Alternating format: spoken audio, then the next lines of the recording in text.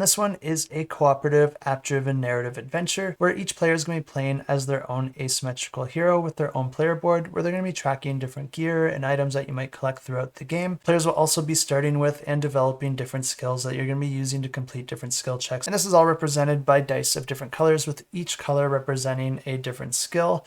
And of course, rolling a die of that color is going to be more helpful with that particular skill than rolling the other dice. The game does use a physical board, but then it's also going to be represented on the app as well. And of course, the app will be walking you through most of the narrative. It's also going to be providing you rules in order to set up the different scenarios and how those different tiles are going to be laid out with their different points of interest. Throughout the game, the app will also be presenting different challenges and options to the players, and depending on if they succeed or fail at those challenges or the decision that they made amongst those options, that will all be remembered within the app, and it will have consequences as the game moves forward. But the game does play over a series of rounds, and at the beginning of each round, all the players are going to decide collectively which one of their planning cards they want to put into play. The different planning cards will give different abilities as well as different resources that players will be able to utilize for that round.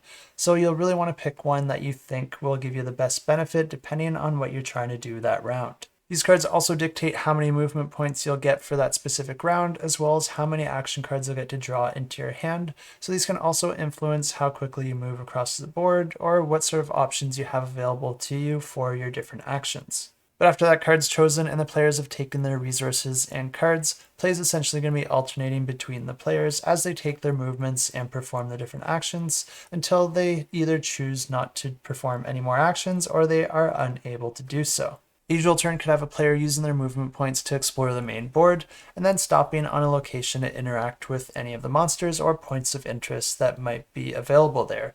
Whenever you do that, you're going to be pulling up that same point of interest on the app, and that's going to provide any narrative and any options or skill checks that you'll have to go through for making that interaction. And even if it is a skill check, there could still be multiple options for how you want to go about completing that skill check, with each of them likely being correlated to a different skill, but then also having a different outcome and different ramifications further down the line. And you'll be rolling all your dice anytime that you resolve a skill check, even if the dice don't match the color of that specific skill, because each of the die will have generic successes on them that work for any color, but they will have additional successes matching only their color. That does make it easier if you do use the appropriate colored die.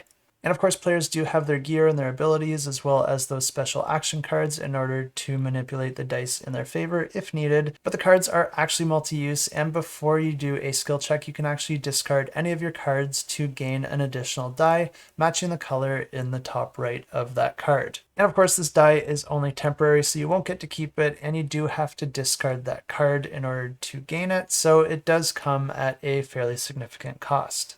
And if you are interested in this one, I think you can have a lot of confidence backing it, because Lucky Duck Games has already created a ton of app-driven games in the past with a ton of success. So they really know what they're doing there, and they do have a few really solid systems already figured out. And of course, you can check it out and learn more in the description below.